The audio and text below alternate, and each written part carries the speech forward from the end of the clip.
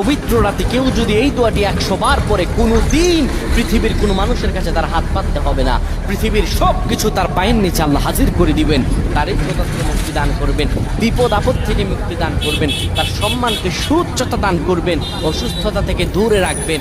আল্লাহর অশেষ দয়া ও রহম তাকে দান করে দিবেন। সুবহানাল্লাহ। বৃহস্পতিবার রাত এটি গুরুত্বপূর্ণ রাত। এই রাত সপ্তাহে একদিন আসে। আরবিতে রাত আগে আসে, দিন পরে আসে। সুতরাং বৃহস্পতিবারের যে দিন গিয়ে রাত, এটি বৃহস্পতিবার রাত নয়, এটি শুক্রবারের রাত, এটি জুমাবারের রাত, এটি দোয়া কবুলের রাত, আল্লাহর কাছাকাছি হওয়ার রাত। সুবহানাল্লাহ। এই বৃহস্পতিবার রাত আল্লাহ তাআলা বান্দার দোয়া কবুল করেন।